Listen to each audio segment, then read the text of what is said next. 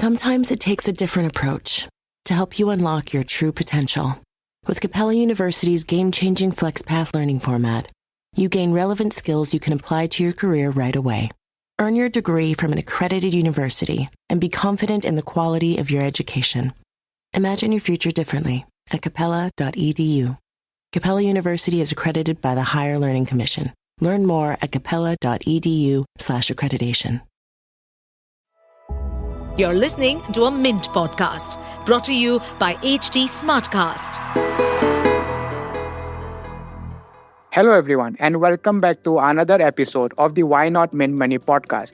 Today, I have invited Ashish Somaiyaa, who is the CEO of WhiteOak India, to share his insights on how to manage our personal money and what lessons he has learned as a CEO over the years. Welcome to Why Not Mint Money, a personal finance podcast where we help you understand basic money concepts and share strategies for you to build your wealth. So let's get started with your money journey. Hi Ashish, thanks for coming and great having you in our studio. It's a pleasure, Sashind. Thanks for inviting me. So the agenda is to, just figure out how a mutual fund CEO manages his own money.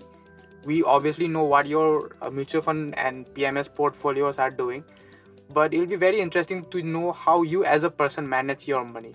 But before we, start with that, can you just tell me a little bit about your background, how you came into the industry and Sure. how long have you been working in this field, by the way? So, I joined, now it's called ICICI Prudential Mutual Fund. Back then it was called Prudential ICICI Mutual Fund. I joined them as a management trainee in 1999. Actually, as a summer trainee in 1999, and then I just got, on rolls of the company. So I've been around since, you can say 1999, associated with the industry.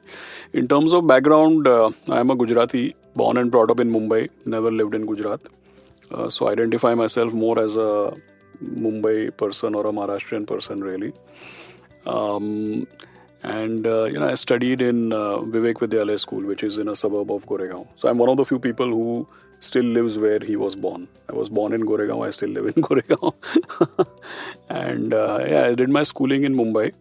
Then I did engineering. I'm a chemical engineer with specialization in polymer science. So that's got to do with manufacturing, plastics and related chemicals. Worked in a factory for a couple of years. And then, back then they used to pay engineers very poorly. So after my engineering, I studied finance. So I've done a postgrad in finance from an MIMS. And then after that, I told you I joined ICICI Mutual Fund. So that's how it plays out. Got it. So you were in the mutual fund industry even before I was born. So a lot of experience there. Yeah, but that's where that's where the private sector industry was, private sector industry came in 1993. Prudential took stake in ICICI Mutual Fund in 1998. And I'll tell you, I don't think you missed much. When I was a trainee, the assets under management were less than 1,000 crores. For the firm that I was working with, the assets were less than 1,000 crores. And if I'm not wrong, the whole industry was less than 15,000 crores. And UTI back then was the 90-pound gorilla or whatever it's called. Yeah, the humongous. 15,000 crores was humongous. The firm I worked was not even 1,000 crores. Got it. So Ashish, but tell me one thing. So how did you transition, your journey from starting as a summer trainee? Yeah. Let's say starting from a chemical engineering background to taking finance, to starting as a summer trainee, to now becoming the CEO of WhiteOak and how many crores they manage? They manage in India. They manage, you said, more than $2.5 billion. Yeah. So WhiteOak as a firm, it's a WhiteOak Capital Group, which is a very, very large FII investing into India. So it's a Singapore-based asset management company. Yes, you're right in demarcating. I'm CEO for the domestic business only. The domestic is about 20,000 crores across PMS, AIF, and mutual funds. So that's give or take 2.5 billion. But for WhiteOak Group, the global business is much larger. It's about $5.5 billion. So total assets are 8 billion. I am responsible for domestic business. And, global is bigger because our founder, Prashant Khemka, he started WhiteOak in 2017. And by way of his background, he used to be CIO for Goldman Sachs Asset Management for their emerging markets business. So he's always been managing money for global investors investing into India and other emerging markets. Cool. So, a lot of people, they start their journey, they start as an intern, as a summer trainee. So can you give some tips for them how to become a CEO in 15 years? Yeah, so Sachin, what happens is that whenever you ask somebody about their journey, the backstory is always perfect, but the reality is never perfect. So now if I come and tell you that, yeah, I always knew I will be a CEO, blah, blah, blah, it will be all humbug. It will be rubbish. I wanted to... So 2-3 things I'll tell you. One is that, after I did my chemical engineering, I worked in a factory, then I did postgrad in finance. I can tell you 2 things. One is that everybody with my background wanted to be a portfolio manager or an investment banking professional or a hotshot consultant or at least a corporate finance guy who becomes a CFO of a large firm. And I realized very quickly that if all these smart people are going to try and become portfolio managers, then I don't stand much of a chance. So I was not so smart. So I was actually one of the few guys who had that kind of background, but I started my career in sales. Because I quickly realized that probably here's where the competition is less, because people with engineering background and finance, and I was decent student. I can't say meritorious student, but I was a decently good student. So not many people with my background went into sales. And in our industry, sales is quite technical. It's quite consultative. It's not the caricaturish impression that is given out because, you need to understand everything that an economist or a researcher or a portfolio manager thinks and practices. You need to understand that, but then you need to articulate it in a manner where the guy putting 100 rupee SIP also should understand. So it's not as easy as is made out to be. And it's much different from the caricaturish impressions that people have of a sales job actually. Interesting. So Ashish is telling everyone that don't go for CIO person, go for CEO because there is less competition there. So that's what I said. You don't know where you will end up. Frankly, when you say tips, say for example, yes, one is that you should see where your competencies are and where you can differentiate and where you can excel. I think that's the limited message which would come out of it. But the other thing is also that as a youngster, I never had any terms and conditions that this is what I will do and this is what I will not do, right?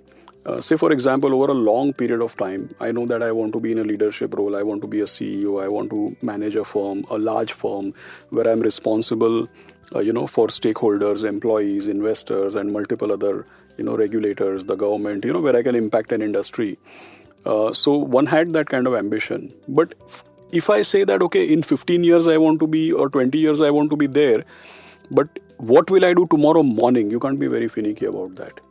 You should have a general sense of direction, but you can't decide every morning that, this job is beneath me, so I will not do it, or this job is what I want to. You cannot be too fussy about the journey you will take. You can only be clear about the direction or the destination. And then when you reach the so-called destination, you realize it's only a journey, it never ends. But the point is that you should never be fussy about what you will do and what you will not do. As long as you are learning and as long as you are progressing, you should be willing to do whatever comes your way. So yes, one step at a time, but keep on going. That's the message. Absolutely. Very good summation. I gave you like a long-winded answer, but yes, one step at a time, take it as it comes. And as long as you are learning, you should be willing to put in your best. So Ashish, let's, now come to our main point, which is how to manage our own money, right? So, mutual fund products are easy for people like you and me because we are in this industry, but it's very difficult to understand for the whole majority of people. Yeah. So people are confused how to manage their money and they end up, giving money to any Tom, Dick and Harry. So why don't you, share your journey of how you manage your money, where all you put in your money, and maybe that will create a framework for people. Yeah. So we're not saying you should copy, but you can obviously learn a lot by, getting to know how Ashish is managing his own portfolio. Yeah. So, like many people or like most people, in the late 90s when I started earning, even I actually, kind of dabbled in stocks. And I thought that, some senior of mine from college or some friend said that, buy this company, it will do very well. And maturity level, understanding level was probably not there. So, just took a recommendation from someone, invested in that. Then, the tech bubble burst. A lot of companies' share prices tanked, so lost money. Very embarrassed, had to ask money from mom. and you pay the broker for the loss which was made. So even my journey started that way. And then, very quickly I realized that if I am telling everybody that you should be investing in a mutual fund, then obviously I should be doing that myself. So barring those one or two bad experiences in the late 90s, early 2000s during that whole tech bubble thing, after that pretty much it has been investing in mutual funds.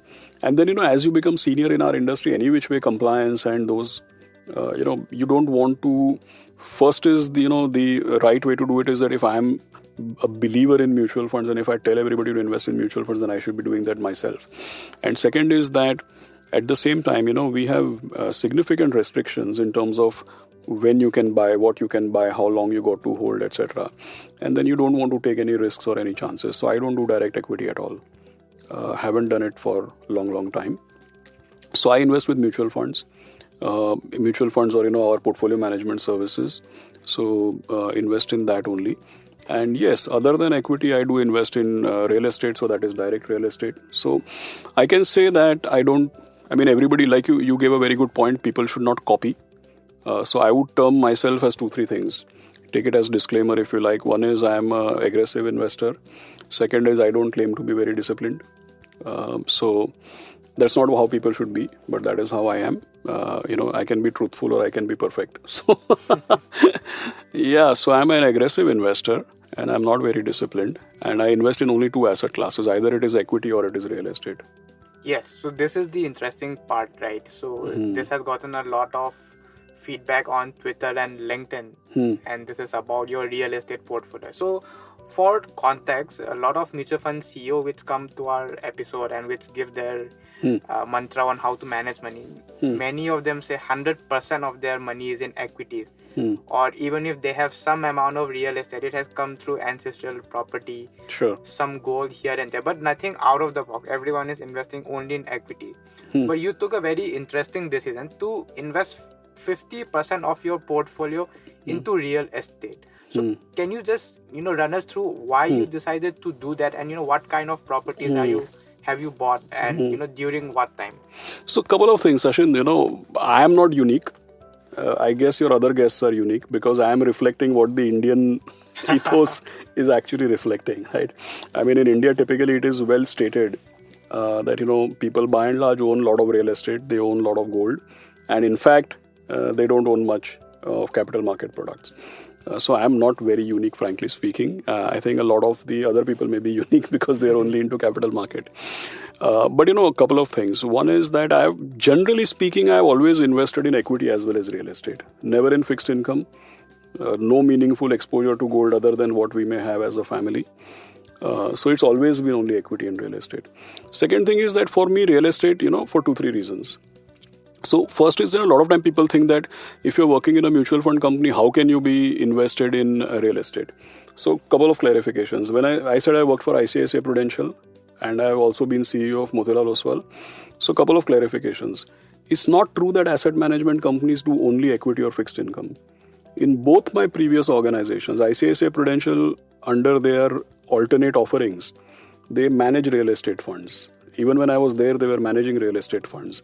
And as a product guy, as a sales and distribution or a marketing guy, I was involved in those.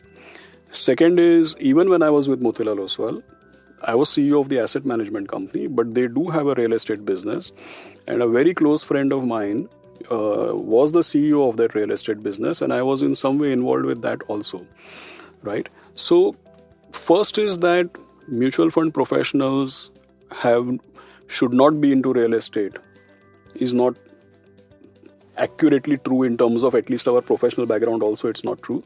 And then beyond professional background comes the individual preferences. So my preference for real estate is for 2-3 reasons. One is that people are very colored by what happened in real estate, say from 2010-12 till about 2020-20, because the given wisdom or conventional wisdom is that it doesn't appreciate, it doesn't make returns. I think you should not be colored by that decade, because that decade banks had NPAs, right? RERA just about came in, demonetization, GST, multiple things. So the real estate sector has started getting professionalized and organized in the last 5 years. Before that, it was the Wild West. Like 30 years back, stock market was also Wild West, but then SEBI came in and things changed. So that is one why you should not go by what happened in that decade. Second is, Real estate is actually a factor of production. If you are very bullish on the economy and bullish on stock markets, I don't see how you can say I'm bearish on real estate, because to the extent, I never buy like 200 kilometers outside Mumbai, somebody is going to probably build a new city or a new airport and on a speculative basis buy a piece of land. No, that's not what I'm talking about.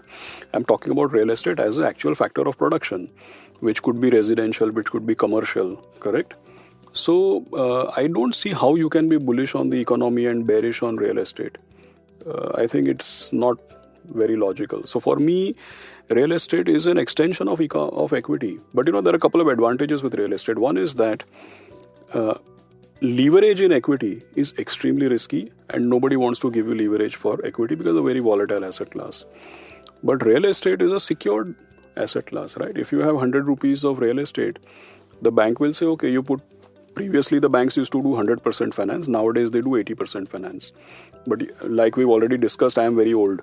Correct. So when I started investing, or when I had past experiences, banks have financed pretty much 90 to 100% of the property value. Ashish, let me interrupt you here for a while. You have this very interesting story where you bought a house at the age of, what was it, 27 or 28? 28, yeah. Which is unconventional, because people that, starting off their career, it's very difficult for them to even think of buying a house. So what was the plan, and, how did it go? So it is unconventional now. That time the given wisdom from my parents and from my family, right? So let's be clear, I'm 48. So I'm more than twice your age. Right? So that's why I'm saying conventions change. Okay.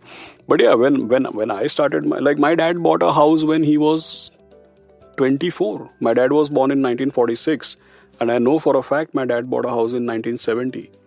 This is real, right? So the given convention or the given wisdom when we were young, or if I were to ape my father, the given wisdom was that, the moment you start earning, try to build your house. So conventions change and given wisdom changes. But yes, on your point, when I was about 28, yes, I bought a house. I bought a house which was worth about 80 lakhs. And that time, like I said, the financing rules were different. So I paid 6 lakhs, the bank paid 75 lakhs. I paid EMIs. But then, this was 2004. And then property went through a big boom. And, so look, my capital is maybe hardly 10%. The bank has put 90%. And of course, I was good credit. I never defaulted. The property I bought was like a proper apartment in the middle of the city. So the bank didn't have any risk. Right? So that's what I was telling you, that real estate is the only asset class where you can have healthy leverage if done right. There are many things people leverage for. According to me, you should never leverage for something which does not have underlying cash flows. Most people consider leverage as a risky thing, especially. It is risky.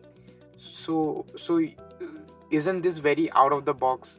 It is risky. It is out of the box. But that is why I am putting so many caveats that, you should never leverage for something which will not have underlying cash flows. Like after 2-3 years when the building was made, I started getting rental income. So that's why I said you should not leverage for something where there is no visibility of cash flow, number one. Number two, you should never leverage for things like pie in the sky, 200 kilometers outside Bombay, buy a piece of land thinking the highway will come here.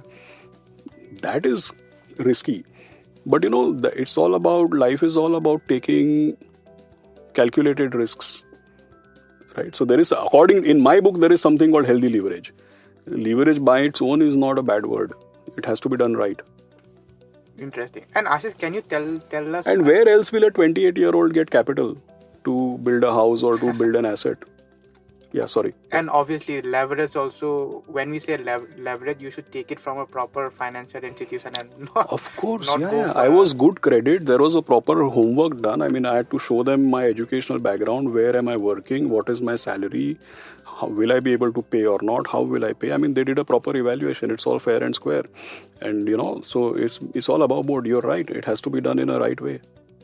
So Ashish, coming to the next point, can you tell us a little bit about, who you admire as an investor, or do you have any, investment guru? So WhiteOak is generally mostly, and this is my understanding, is mostly an equity-oriented firm and a long-only firm. Yeah. So, yeah. No, so equity, see, what happens is that, because I have invested half equity, half real estate, it tends to the real estate part in today's world. 20 years back, it would not have drawn so much attention. In today's world, it draws attention, and the fact that I'm an equity professional. So if you see for equity, equity, if you ask me, one thing I've been blessed with is that I have had fabulous bosses, and they are all people in the industry who I've learned from, correct? So my first boss, for example, Mr. Pankaj Razdan, he used to be CEO for, ICICI Prudential Mutual Fund and then Birla Sun Life Insurance. He's somebody who I learned a lot from. He was my first boss. Then Nilesh Shah, who is now the CEO for Kotak. Then Mr. Nimesh Shah, who's still the CEO for ICICI Prudential.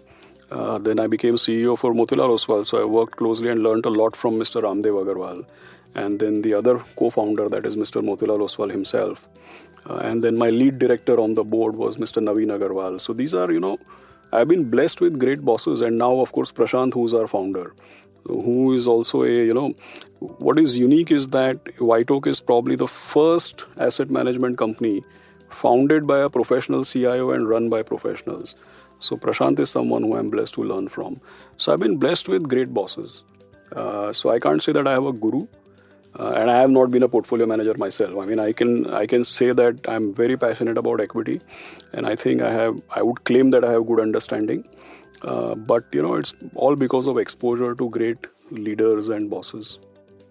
Ashish, can I ask you to recall one lesson, be it of business, investing, or any other aspect of life, you learned from each of your boss? So you said Nilesh, you were reporting to Nilesh at one point. Yes. Motilal Oswal, Ramdev Agarwal, Correct. Prashant now. Yes. So yeah. So 2-3 things I can tell you. One, the first lesson I always remember, enduring memory. First thing I learned is one of the times my mom told me something. Obviously, she's one thing I learned. My mom told me long back.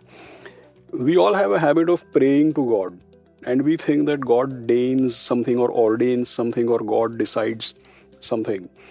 But at least when I was a kid, my mom told me long back that God does not deign anything or ordain or decide anything for you. God only says tathastu, which means that God is with you in whatever you do.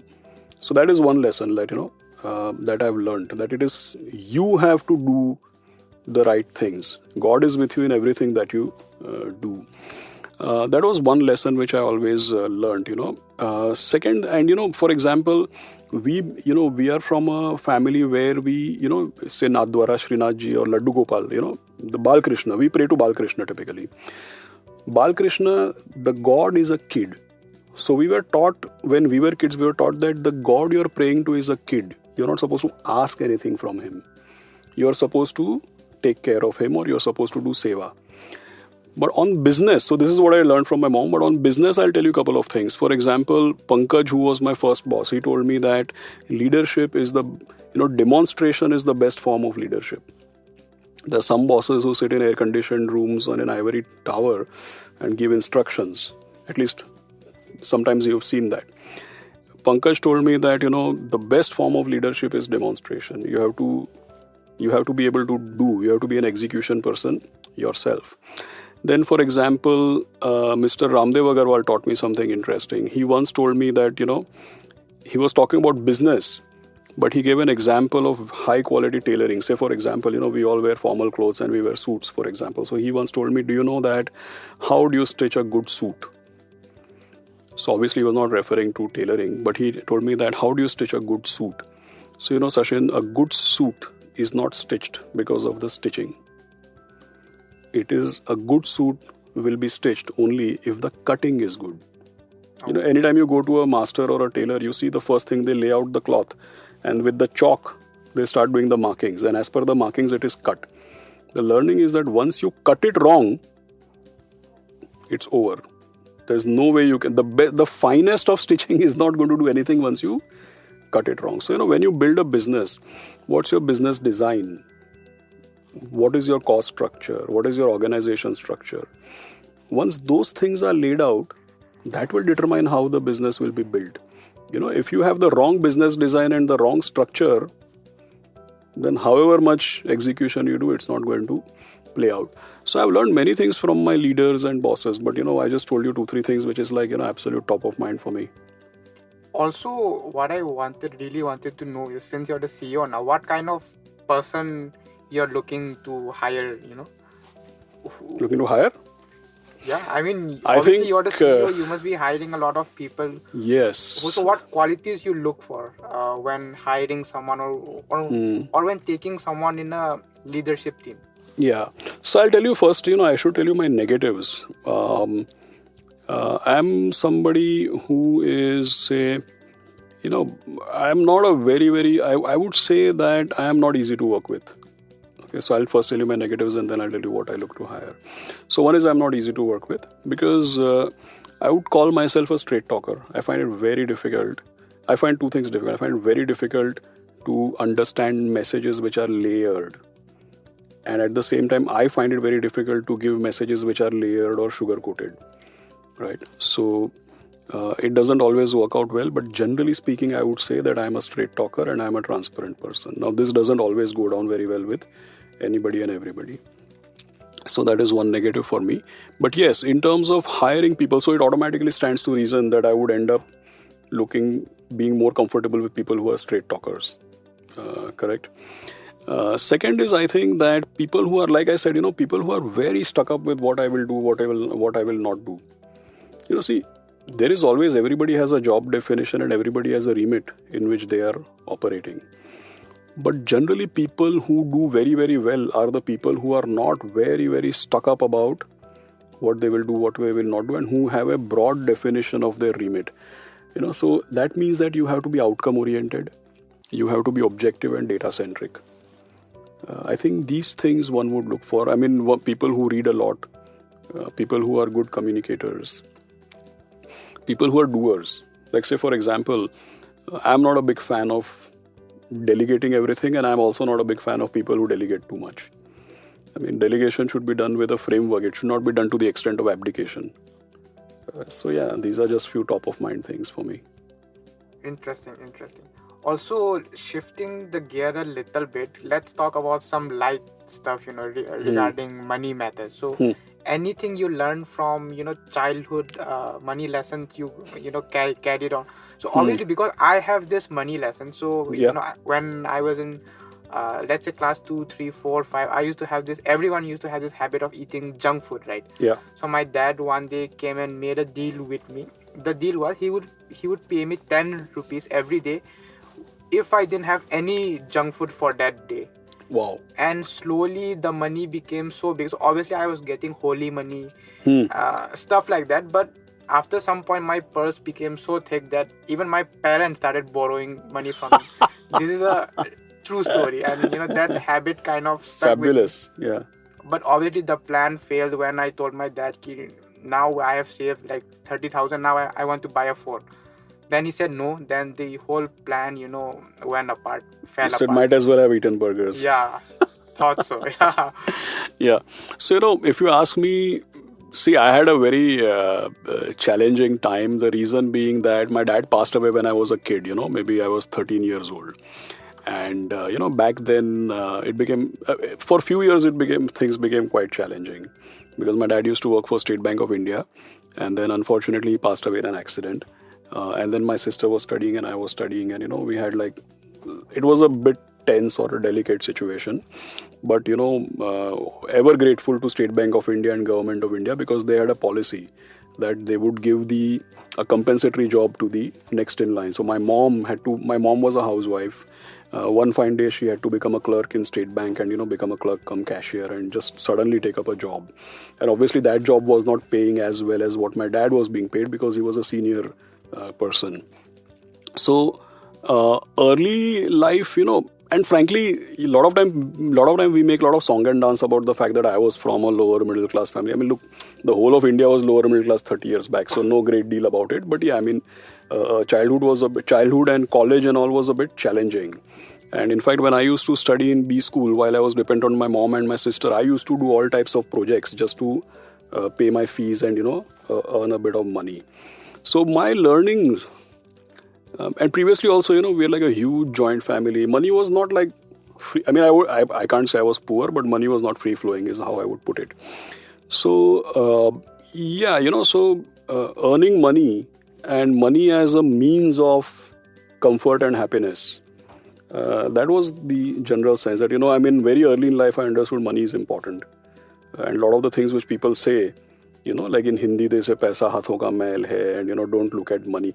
Because when we were kids, on one hand we were always told that if I went to somebody's house and I told my mom, these people look very rich, man, they are doing much better than us. Then my mom would say, is that the only thing you observed? You're so money minded, right?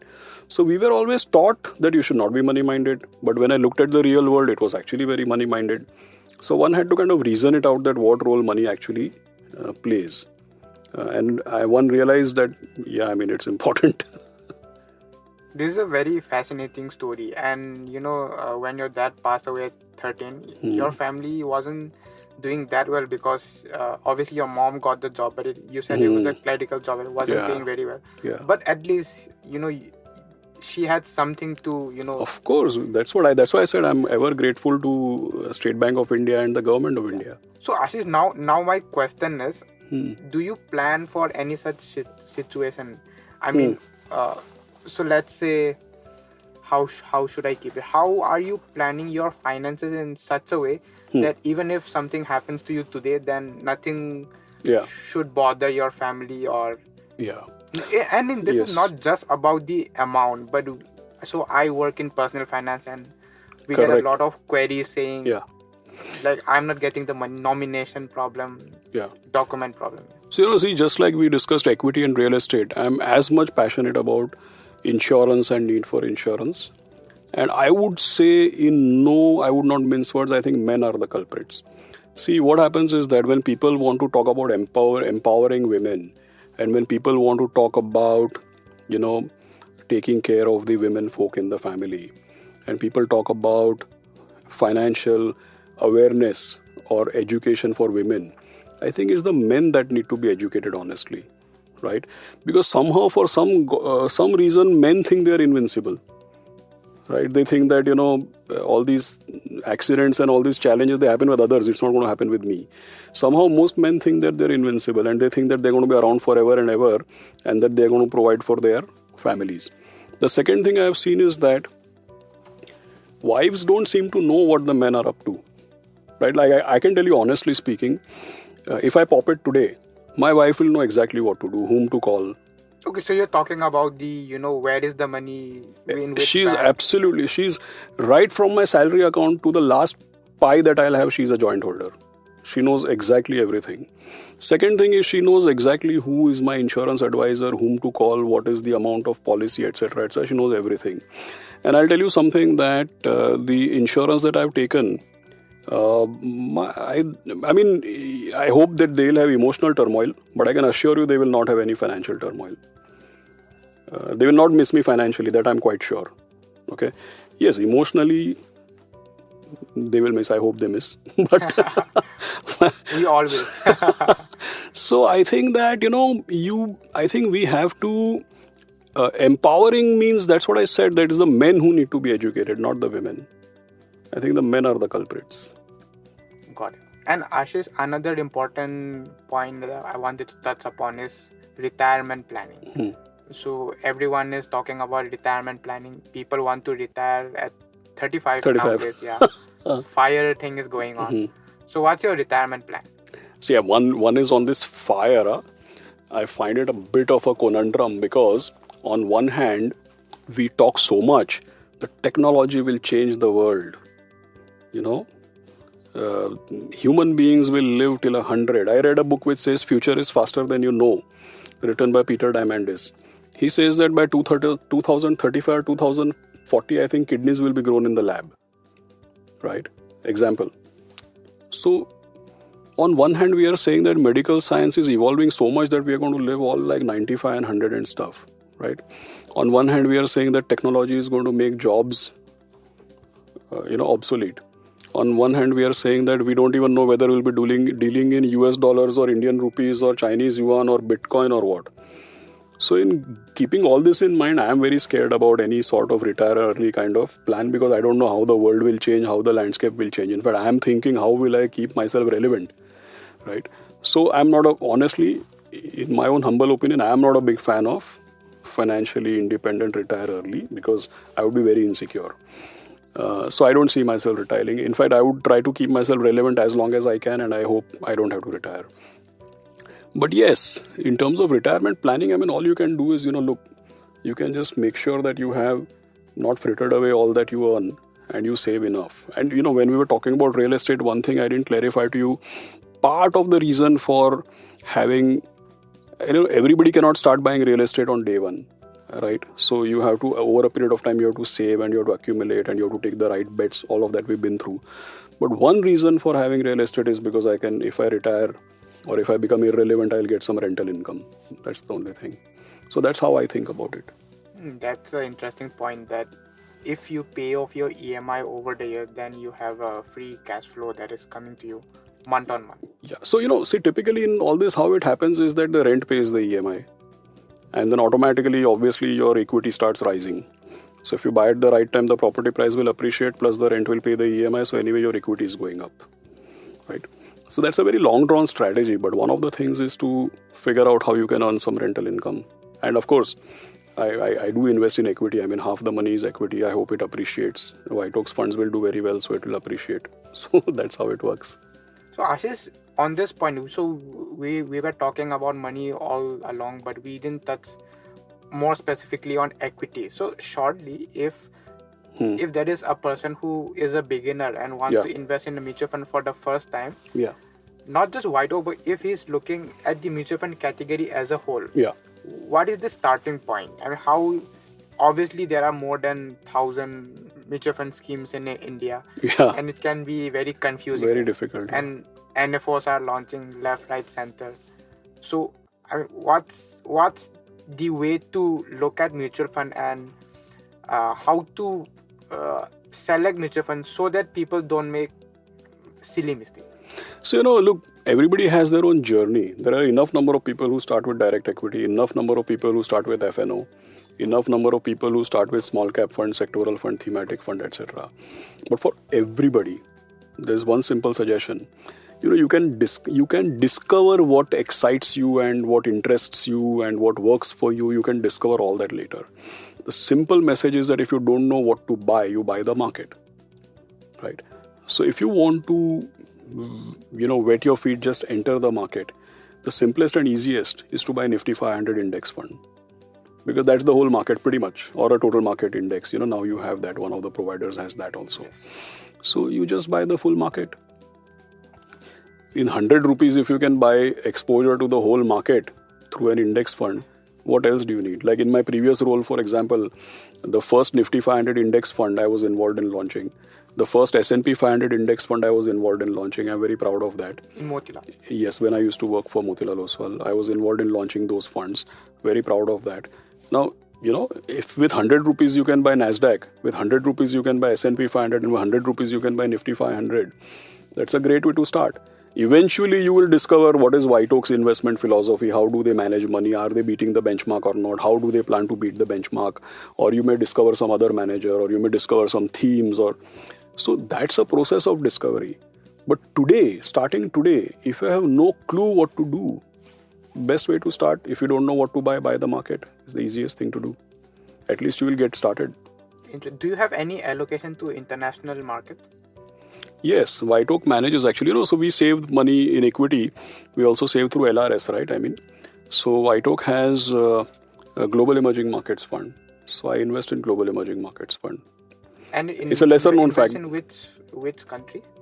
So WhiteOak's Global Emerging Market Fund invests in, the benchmark is MSCI Emerging Markets Index, which means it has exposure. The benchmark has exposure to 27 countries. So this wouldn't include US and all, right? Because the name says emerging markets. Yeah, it's Global Emerging Markets Fund. So it would invest in emerging markets. So China, Taiwan, South Korea, Latin America, Eastern Europe, all of those. What about investing in likes of Google, Netflix? Yeah, Since unfortunately. you are also part of the launch of Nasdaq. Yes. No, I have invested in the past, but currently, frankly speaking, I have exposure only to India and emerging markets. Right now, I have not invested in any American portfolio. So Ashish, we have talked for very long and I'm taking too much of your time. But so this last question that I'm going to ask you, this has to be a very honest answer, okay? So since you are a CEO, since you have been working for 20 years, what is the best way to sell a mutual fund? So imagine you're talking to a MFD or a RIA. If you want to give any advice to them, how to better sell mutual funds, then what one or two advice would you tell them? See, there are two things in this. One I have seen is that a lot of people, a lot of asset management companies, insurance companies, a lot of messaging is about, we will help you achieve your life goals, we will help you fulfill your dreams. I personally find it quite fuzzy. Let us say if a person has decided to invest in mutual funds, and let's say you're trying to just basically understand what's the time horizon. Are they a risk taker or not a risk taker? Should it be equity or fixed income? Do they need liquidity or they can invest and keep it for long term? Are they going to do a bullet investment or an SIP? So after you've done that basic tick box exercise, and let's say assuming that this person is going to invest in equity, right? You should just say what you will do, right? Like I should just say that what is it in my constitution whereby I will be able to do better than the benchmark or better than my peers. So my personal opinion is keep it focused to what you can do for the customer. Let's not get into, I will fulfill your dreams, I will build your dream house. I don't think when we are managing money in the stock market, we have to use our expertise to beat the benchmark or to do better than most. WhiteOak believes in a performance first culture. So we would try to beat the benchmark by as high a magnitude as we can based on our research and portfolio construction. So I think that everybody should focus on telling the client what they can do. We should make sure that we completely abstain from showing any kinds of rosy picture or I find that a lot of advertising or a lot of communication is very fuzzy, very emotional, very emotive. I think clients are smart people. They want to know what you can do for them. You don't need, just by beating the benchmark by 4-5% or 3%, am I going to build somebody's dream house or fulfill all their dreams? I don't know what their dreams are made of, right? I should just say what I can do and I should talk about my credentials. I think that would keep things more real and more objective. Also, Ashish, what are some exciting things happening at WhiteOak? So, since you said performance is the first thing you look at, while working at WhiteOak, and also there are a lot of new developments, new kind of investment happening in the mutual fund industry, right? Quant funds are coming up. Yes, of course. Factor-based ETFs. So, any exciting model of investments coming in? So, my learning is like this. It's very interesting you mentioned about factor-based investing. So, just for uninitiated, you might say that growth is a factor, value is a factor, large, mid, small, size of market cap is a factor. Every sector in itself is a factor, right? So what I've seen is that what people should understand, that at any point in time in the market, depending on macroeconomic conditions, some or the other factor will be dominant. And funds whose portfolios are heavily biased in favor of that factor, they'll be number one, and the other guys will all be at the bottom. So when macros change, which style, which sector, which factors will work in the market, that will change. And that you must have observed that the best performing fund manager and best performing fund house changes every 18 to 24 months. The winners rotate. Why do you think that happens? That happens because while everybody talks about stock picking, the reality is that a good part of their alpha is coming by being with the right factor, and the right factor gets determined based on the macroeconomic conditions. So in fact, at WhiteOak, the effort is to build factor neutral or factor balanced portfolios. So we are not growth or value contra or cyclical, defensive or domestic or export. We are blended, which means that the factors, the way they appear in BSE 500 is composed of all factors. It is Sarvagun Sampan, right? So the way the factors appear in BSE 500, we try to be factor balanced. It's not like we have no biases. We have only two biases. We want acceptable level of governance And we generally think that we will get alpha from small and mid cap. So you will generally find us overweight small and mid cap, and you will generally find that we are having good governance, right? Other than that, we have no biases, which means we are trying to make a portfolio which is factor balanced. If we do well, we should be top quartile. If we do badly, we should still be in the middle.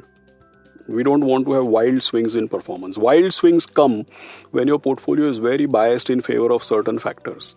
So we try to make it factor balanced and ensure that we don't have wild swings. Also, we were talking just before this podcast that you have 30 members in the research team, which is a huge number, because in the mutual fund industry, even the big bank-sponsored AMCs have typical 15-20 analysts. Yes. Sometimes even lesser.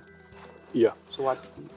So see, I think it's the model, like see, if your portfolios are like, if you're distinctively growth or value, or if your style is such that you believe in certain factors or certain themes, then your research would be relegated to that. Or, your research will be biased in favor of that. Or, your portfolio composition will be favored that way.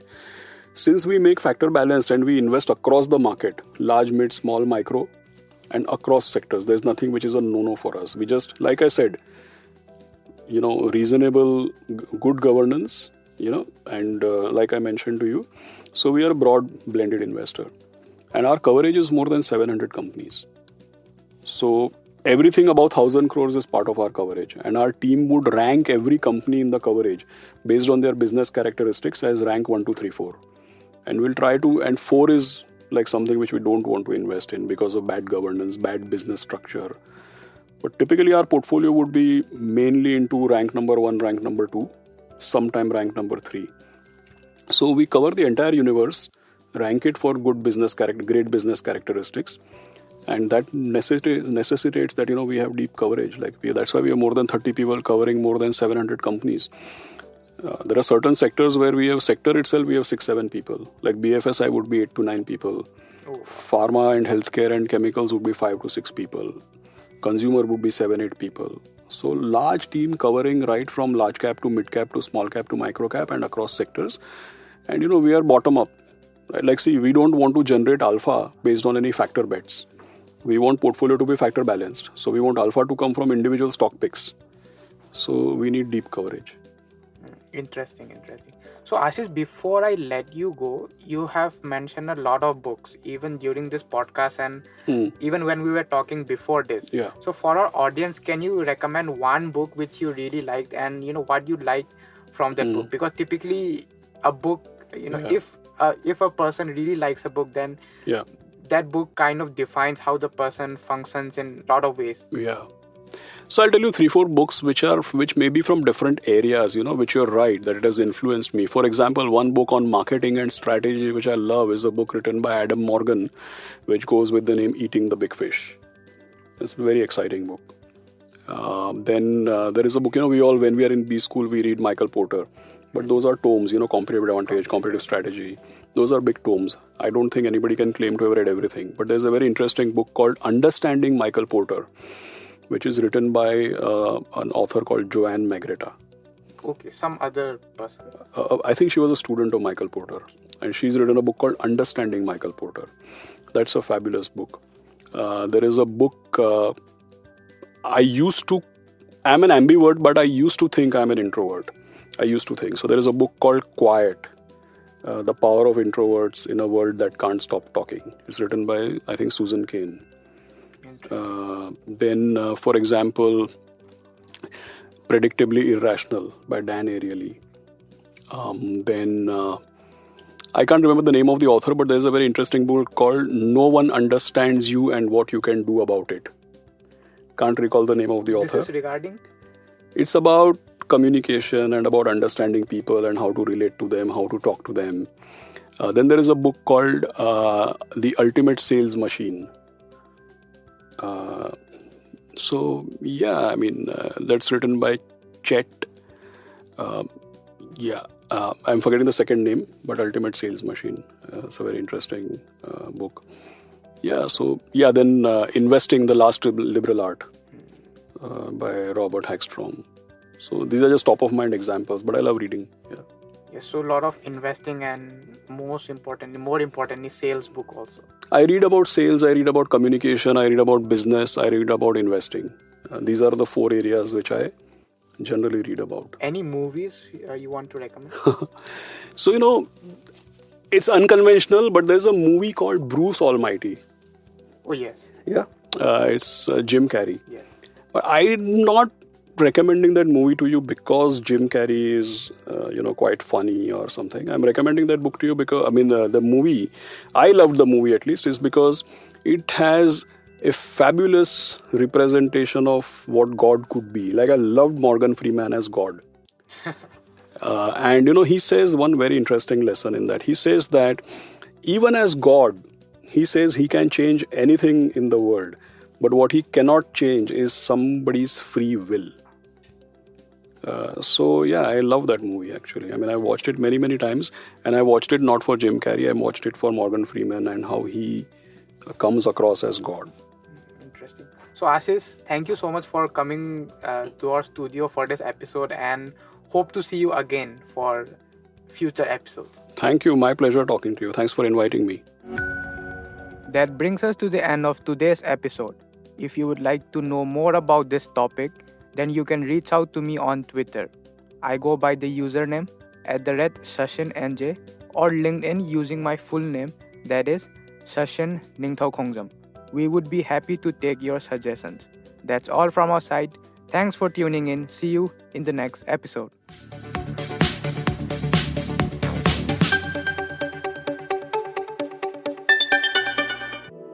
To stay updated on this podcast, follow us at HT Smartcast on all the major social media platforms. To listen to more such podcasts, log on to www.htsmartcast.com. Sometimes it takes a different approach to help you unlock your true potential. With Capella University's game-changing FlexPath learning format, you gain relevant skills you can apply to your career right away. Earn your degree from an accredited university and be confident in the quality of your education. Imagine your future differently at capella.edu. Capella University is accredited by the Higher Learning Commission. Learn more at capella.edu/accreditation.